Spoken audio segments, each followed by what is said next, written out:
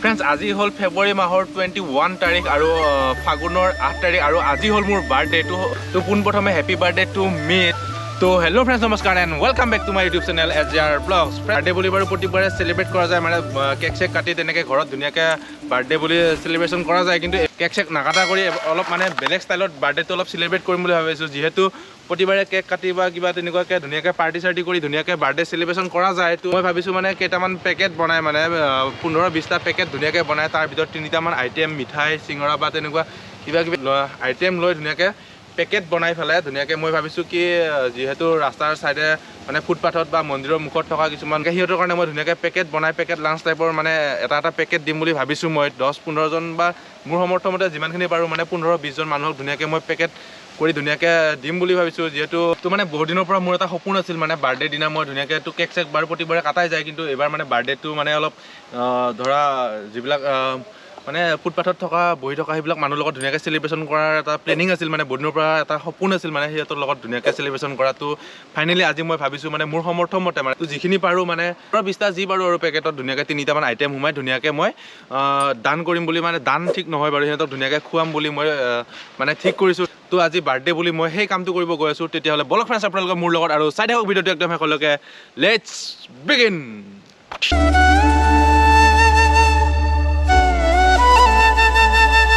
গণপতি বাপ্পা মৌৰিয়া বম বম ভলে। তো ফ্ৰেণ্ডছ ধুনীয়াকৈ আজি যাত্ৰাটো লৈ যিটো আজি কাৰ্যসূচীটো লৈ ধুনীয়াকৈ আগবাঢ়িলোঁ। পোনপ্ৰথমে এতিয়া মই গৈ আছোঁ সোণাপুৰত ধুনীয়াকৈ হোটেল এখনৰ পৰা ধুনীয়াকৈ মিঠাই আৰু কি ল'ব পাৰোঁ 3টামান আইটেম লৈ ধুনীয়াকৈ পেকেটকেইটা মানে যিকেইটা আমি পেকেট লাঞ্চ টাইপৰ বনাম বুলি কৈছিলোঁ সেই পেকেটকেইটা ধুনীয়াকৈ বনাই আনি বা যোৰাবাটৰ সিপিনে ওলাই যাম, যোৰাবাট নহ'লে তেনেকৈ আপোনাৰ গুৱাহাটী পিনে ওলাই যাম, আৰু য'ত মানে এনেকৈ ফুটপাথত বহি থাকে সেই দাদাসকলক খুৰাসকলক মানে যেনেকৈ পাৰোঁ য'তেই লগ পাওঁ ধুনীয়াকৈ মোৰ যিকেইটা পেকেট হ'ব সেই পেকেটকেইটাৰে ধুনীয়াকৈ ডিষ্ট্ৰিবিউট কৰিম। মোৰ যিটো বাৰ্থডে হয় মানে প্ৰতিবাৰে উইথ ফেমিলি, মানে ফেমিলিৰ লগত ধুনীয়াকৈ স্পেণ্ড কৰা যায় টাইমখিনি। মোৰ প্ৰতিটো বাৰ্থডেতে মানে ঘৰত মাহঁতৰ লগত ধুনীয়াকৈ ফেমিলিৰ লগত টাইমটো স্পেণ্ড কৰা যায় আৰু ধুনীয়াকৈ ফেমিলিৰ লগতে কেক কটা যায়। টাইম মই মাহঁতৰ পৰা মানে ঘৰৰ ফেমিলিৰ পৰা অলপ দূৰত আছোঁ। এইখন আছে ৰাজস্থানী হোটেল, সোণাপুৰৰ ৰাজস্থানী হোটেলত ধুনীয়াকৈ সোমাই যাম এতিয়া। চিঙৰা আছে, চিঙৰা ৰাজস্থানী হোটেলৰ পৰা লৈ লৈছোঁ। চিঙৰা লৈছোঁ, তাৰপিছত নিমকি আছে আৰু গোলাপ জামুন এটা কৰি। নিমকি এখন আছে, চিঙৰা এটা গৰম গৰম চিঙৰা আৰু লগত এটা গোলাপ জামুন। ধুনীয়া পেকেটকেইটা বনাই ল'লোঁ পূৰা ৰেডি।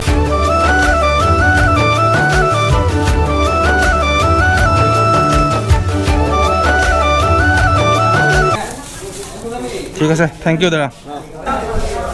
ঠিক আছে, পেকেটকেইটা ধুনীয়াকৈ লৈ ল'লোঁ, প্ৰায় 20টায়ে ধুনীয়াকৈ লৈ এতিয়া গৈ আছোঁ য'তে পাওঁ, মানে আমাৰ খুৰা বাইদেউ যেনেকৈ পাওঁ সিহঁতক ধুনীয়াকৈ ডিষ্ট্ৰিবিউট কৰি যাওঁ আৰু যোৰাবাটৰ ফালে যাম।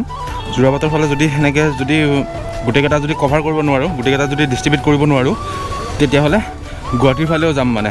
তো চালো ভাবিছিলোঁ সোণাপুৰৰ টাউনৰ পৰাই মানে সোণাপুৰৰ পৰাই ষ্টাৰ্ট কৰি দিম, কিন্তু তেনেকুৱা মানুহ মানে ফুটপাথত বহি থকা বা তেনেকুৱা দাদা খুৰাবিলাকক মই তেনেকৈ লগ নাপালোঁ বাৰু ফুটপাথত। তো বাৰু সোণাপুৰৰ পৰা এতিয়া গুৱাহাটী অভিমুখে যাত্ৰা কৰিলোঁ। আৰু ইয়াতে দেখিব পাইছে ফ্ৰেণ্ডছ, মানে দুজনীমান আইতা ধুনীয়াকৈ বহি আছে, মানে বেচা বিক্ৰীও তেনেকৈ হোৱা নাই। আইতা দুজনক মানে ইয়াতে দেখি ইয়াতে বহি থকা এনেকৈ বহি থকা দেখি মোৰ বেয়া লাগি গ'ল, মানে বেয়া লাগি ইয়াৰ পৰা মানে কিবা এটা লৈ লওঁ আৰু হ'লেও আইতা দুজনৰ পৰা লৈ লওঁ আৰু। পলিথিন আছে ইয়াতে, মানে আইতা দুজনী মানুহ ইয়াতে বহি থকা দেখি মানে কিবা এটা লৈ লওঁ মানে ধুনীয়াকৈ, যাতে সিহঁতৰো অকণমান লাভ হয়। আৰু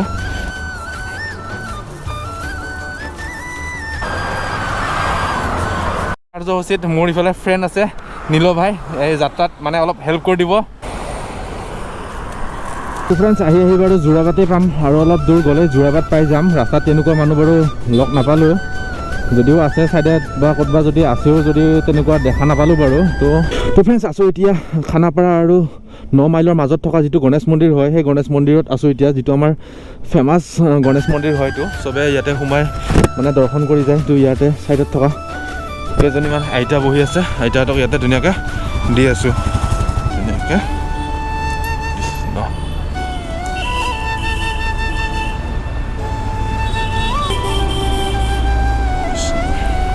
এটা বহুত ধুনীয়া গণেশ মন্দিৰ, জয় গণেশ বাবা কি জয়, মজা।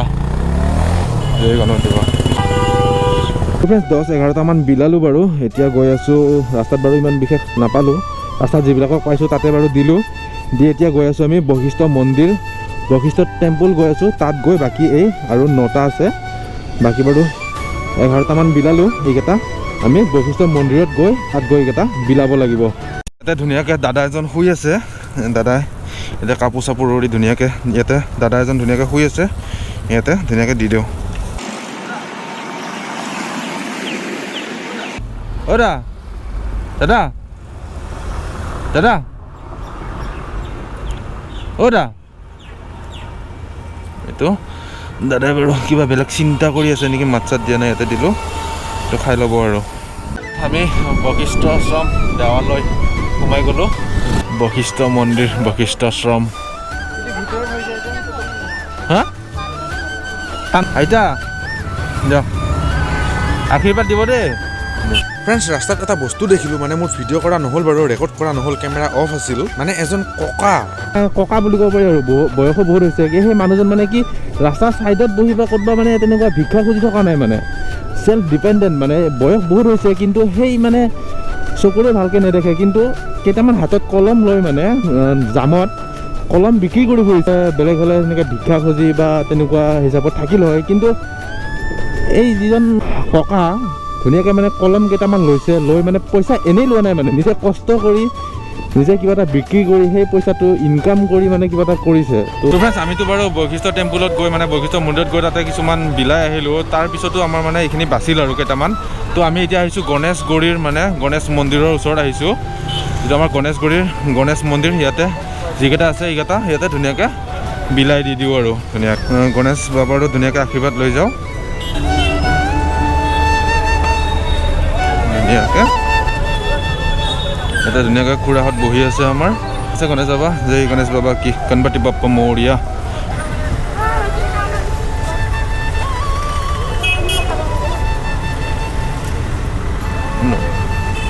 আছে আৰু আইতা এজনী, আইতাকো এটা দিলোঁ। হয় আইতা,